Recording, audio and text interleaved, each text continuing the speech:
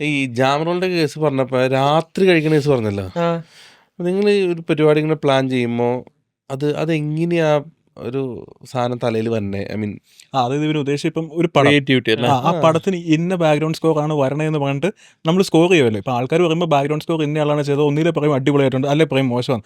പക്ഷെ ഇത് എങ്ങനെയാ വരണേന്ന് അറിയില്ല. ഓക്കെ ഓക്കെ അതെന്തോ പ്രോസസ്. മുകുന്ദനുണ്ണിയാണ് അത് വേറൊരു സാധനം. അതിൽ നിന്ന് ഇതിലേക്ക് വരുമ്പോഴത്തേക്കും ഇത് വേറൊരു സംഭവം. ഇത് എങ്ങനെയായിരിക്കും അത് വരുന്നത്? മോസ്റ്റ്ലി ഇപ്പോൾ എല്ലായിടത്തും സംഭവിക്കുന്നത് റെഫറൻസുകൾ ഉണ്ടാവും. റെഫറൻസ് ഇട്ടാലും എൻ്റെ ഒരു ഇതെന്ന് പറയുന്നത് റെഫറൻസിൻ്റെ ടെമ്പോ എൻ്റെ ഒരു എൻ്റെ കാരണം റെഫറൻസ് ഇട്ടായിരിക്കും ഇവർ എഡിറ്റ് ചെയ്യുന്നത്. അപ്പോൾ ആ ടെമ്പോ വെച്ചിട്ട് അവർക്ക് അപ്പം ആ ടെമ്പോ നമ്മൾ എടുക്കും. മൂഡ് ടെമ്പോ എടുക്കും. സംടൈംസ് നമ്മൾ അതിൻ്റെ ഒരു ബേസിക് ഒരു അറേഞ്ച്മെന്റ് പരിപാടികളും എടുക്കും. എന്തൊക്കെ എലമെന്റ്സ് വന്ന് കയറി പോവാം എന്നുള്ള മ്യൂസിക്കാലിറ്റി നമ്മൾ എപ്പോഴും ഒന്ന് ട്വീക്ക് ചെയ്ത് മാറ്റുന്നതാണ് നല്ലത്. ചിലപ്പം ചില കേസിൽ നമുക്ക് മ്യൂസിക്കാലിറ്റി മാറ്റാൻ പറ്റാത്ത അവസ്ഥയുണ്ട്. ചിലർ അതിൽ തന്നെ ഭയങ്കര സ്റ്റിക്ക് ഓൺ ചെയ്ത് നിൽക്കും. അത് അങ്ങനെ ഒരു കുറച്ച് കാര്യങ്ങളുണ്ടായിട്ടുണ്ട്. അതായത് മ്യൂസിക്കാലിറ്റിയിലും ഇത് തന്നെ വേണമെന്ന് പറഞ്ഞ് ഡിക്റ്റോ അത് തന്നെ വേണം എന്ന് പറയാം. അത് നമുക്കൊന്നും ചെയ്യാൻ പറ്റില്ല. കാരണം അങ്ങനെയാവുന്ന സമയത്ത് നമ്മൾ അടിച്ചു മാറ്റേണ്ടി വരും അല്ലേ? അതെ, അങ്ങനെയൊക്കെ പറയാല്ലേ. ഇൻസ്പയർ അങ്ങനെ പറയാവുന്നതാണ് അല്ലേ? അതെ. അപ്പം അതാണ് ഞാൻ മോസ്റ്റ്ലി അതൊരു ഇന്റർവ്യൂ ധ്യാൻ ചേട്ടൻ പറഞ്ഞു ഇൻസ്പയർ ആയിട്ടുണ്ടാവും. എൻ്റെ മുകുന്ദനുണ്ണി ഒന്നും റെഫറൻസ് പോലും ഉണ്ടായില്ല.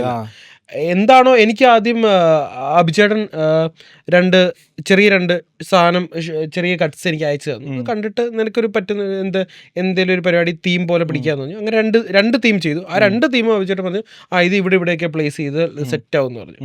അങ്ങനെ ആ പടം എനിക്കൊന്ന് കംപ്ലീറ്റ്ലി ഒരു റെഫറൻസും ഇല്ലാണ്ട് ഓക്കെ ഞാൻ ചെയ്ത് അല്ലെങ്കിൽ ഞാൻ വേറൊരിടത്ത് ചെയ്യുന്ന സാധനം പറയും എടാ ഇതിവിടെ വർക്കല്ല ഇത് അവിടെ വർക്കാം, അപ്പോൾ അവിടെ കൊണ്ടിടും, അപ്പോൾ അതവിടെ വർക്കാവും, പിന്നെ ഇവിടത്തേക്ക് വേറെ സാധനം ചെയ്യും. അങ്ങനെ ഇത് ഉജ്ജ്വലിനാണെങ്കിലും റെഫറൻസുകൾ ഇല്ലായിരുന്നു. പക്ഷേ ചമൻ എഡിറ്റ് ചെയ്ത സമയത്ത് കുറച്ച് റെഫറൻസ് വെച്ചു. അതിൻ്റെ ടെമ്പോ നമ്മൾ കുറേ അടുത്ത് പിടിച്ചിട്ടുണ്ട്.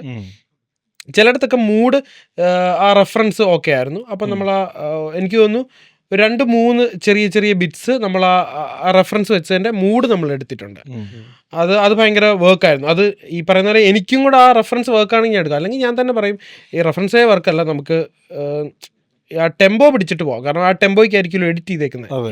പിന്നെ നമുക്ക് ഈ സമയം വളരെ കുറവാണ്. അപ്പം നമ്മൾ റെഫറൻസ് അതിൻ്റെ ഒരു ടെമ്പോ ഒക്കെ പിടിച്ചതിന് കംപ്ലീറ്റ്ലി എക്സ്പെരിമെൻ്റൽ പരിപാടി നമുക്ക് അങ്ങനെ പിടിക്കാൻ പറ്റത്തില്ല. എന്നാൽ പോലും നമ്മൾ ഈ റെക്ട്രോയിഷ് അവർക്ക് അവർ ഓൾറെഡി അവരുടെ ഇൻ്റർവ്യൂ പറഞ്ഞിട്ടുണ്ട്.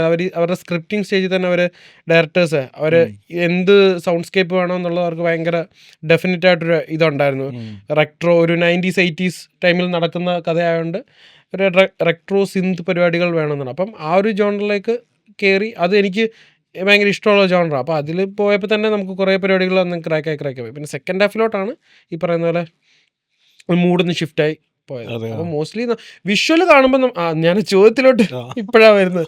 വിഷ്വൽ കാണുമ്പോൾ നമുക്കൊരു എന്തായാലും നമുക്ക് കുറേ നാളായിട്ട് നമ്മൾ വർക്ക് ചെയ്യുന്നല്ലേ, വിഷ്വൽ കാണുമ്പോൾ നമുക്കൊരു സാധനം കിട്ടും. പിന്നെ അവരിട്ടേക്കുന്ന റെഫറൻസ് ചെയ്യുന്ന ആ ടെമ്പോയും നമ്മൾ കീപ്പ് ചെയ്തിട്ട് നമ്മുടെ മ്യൂസിക്കാലിറ്റി പരിപാടി മാക്സിമം നമ്മുടെ മ്യൂസിക്കൽ പരിപാടി പിടിക്കുന്നതാണ് നല്ലത്. അല്ലെങ്കിൽ പിന്നെ എന്തിനാണ് നമ്മൾ ഇപ്പോൾ ഒരു റെഫറൻസ് ഇങ്ങനെ കിട്ടിയെന്ന് വിചാരിച്ചു. ഇപ്പോൾ നമ്മൾ എഡിറ്റ് ചെയ്യുന്നത് നമുക്ക് റെഫറൻസ് കിട്ടി കഴിയുമ്പോൾ അത് നമ്മുടെ മൈൻഡിൽ നിൽക്കുകയാണല്ലോ. അപ്പോൾ അതെങ്ങനെ നിൽക്കുമ്പോൾ പുതിയത് ക്രിയേറ്റ് ചെയ്യാൻ പോകാൻ നേരത്ത് ഇതിൻ്റെ ഒരു ഇൻഫ്ലുവൻസ് വരാനും എങ്ങനെ അതിൻ്റെ ഒരു ചാൻസ് ഇല്ലേ? കുറേ പേർക്ക് അത് ഉണ്ടെന്ന് പറയുന്നുണ്ട്. പക്ഷേ എനിക്ക് അങ്ങനെ പ്രശ്നം ഇതുവരായിട്ട് വന്നിട്ടില്ല. ഞാൻ റെഫറൻസിന് നേരെ ഓപ്പോസിറ്റ് വർക്ക് ചെയ്തിട്ടുണ്ട്. അതായത് അവർ റെഫറൻസ് ഇട്ടെങ്കിൽ പോലും റെഫറൻസ് നല്ല ഹൈ സ്പീഡ് പരിപാടിയാണെങ്കിൽ നേരെ ഉൾട്ടയടിച്ച് ഭയങ്കര സ്ലോ ഒരു ബിറ്റ് സോങ് ആയിട്ടൊക്കെ വർക്ക്ഔട്ട് ചെയ്ത് അങ്ങനെയൊക്കെ പോയിട്ടുണ്ട്. ഇപ്പം റെഫറൻസ് ഇല്ലാത്തൊരു വേർഷൻ ഞാൻ പറയാം. ഇപ്പം മുകുന്ദനുണ്ണിയുടെ ഇന്റർവെൽ സീൻ അവിടെ റെഫറൻസ് പോലും ഇല്ല. ബട്ട് അവിടെ അങ്ങനെ ഒരു സോങ് അതൊരു ഭയങ്കര സെറ്റിൽ ഒരു സോങ്, ഭയങ്കര ഒരു ക്ലീൻ, അധികം ലേയേഴ്സ് പോലും ഇല്ല. വോക്കൽസ് അതൊരു ഇംഗ്ലീഷ് ട്രാക്ക്. നമ്മൾ നോർമലി ചിന്തിക്കുമ്പോൾ അത് സുരാജേട്ടനെ കാണിക്കുന്നതാണ്. അപ്പം അല്ലെ സുരാജേട്ടനും വിനീതേട്ടനും മറ്റേ ഇങ്ങനെ കറങ്ങി വന്നിട്ട് കവിത പോലെ എന്നൊക്കെ പറയില്ല. അപ്പം ആക്ച്വലി നമ്മളവിടെ വേണമെങ്കിൽ നമുക്ക് മെയിൽ വോക്കൽസ് ട്രൈ ഔട്ട് ചെയ്യാം. ഹീറോ ആണ് അല്ലെങ്കിൽ അങ്ങനെ ഒരു ഇതാണല്ലോ. അപ്പം അതുപോലെ നമ്മൾ നേരെ ഓപ്പോസിറ്റ് ചിന്തിച്ചു, ഫീമെയിൽ വോക്കൽ ആക്കാമെന്ന് പറഞ്ഞു. അത് ഭയങ്കരമായിട്ട് ആൾക്കാർക്ക് വർക്കായി. ചുമ്മാ എക്സ്പെരിമെന്റൽ പരിപാടി പിടിച്ചതാണ്. മെയിൽ വേണ്ട, നമ്മൾ നോർമലി ചിന്തിക്കുന്ന ഒരു മെയിൽ വോക്കൽസ് ആണ്. കാരണം ഒരു മെയിൽ ക്യാരക്ടർ അവിടെ നിൽക്കുന്നുണ്ട്. അതും നമ്മൾ ബ്രേക്ക് ചെയ്ത് നമ്മൾ ഫീമെയിൽ ആക്കി. അപ്പം നേരെ ആൾക്കാർക്ക് അത്ര ഡിഫറെൻ്റ് ആയിട്ട് തോന്നി. അപ്പം എപ്പോഴും നമ്മളും കുറച്ചൊക്കെ ഒന്ന് ഡിഫറെൻ്റ് ആയിട്ട് പിടിക്കുന്നതാണ് നല്ലത്. റെഫറൻസ് സ്റ്റിക്ക് ഓൺ ചെയ്യാണ്ട് പിന്നെ ഒട്ടും സമയമില്ലാണ്ട് വരുമ്പോൾ നമുക്ക് ഈ പറയുന്ന പോലെ ഡയറക്ടേഴ്സോ അല്ലെങ്കിൽ അവരൊക്കെ റെഫറൻസിൽ സ്റ്റിക്ക് ഓൺ ചെയ്ത് നിൽക്കുവാണെങ്കിൽ നമുക്ക് വേറെ നിവൃത്തിയില്ല, അത് തന്നെ ചെയ്തു കൊടുക്കേ ഉള്ളൂ. കാരണം അതെ ശരി എൻഡ് ഓഫ് ദ ഡേ പടം ഇറങ്ങും. ഡയറക്ടറിന്റെ ആണല്ലോ അതെ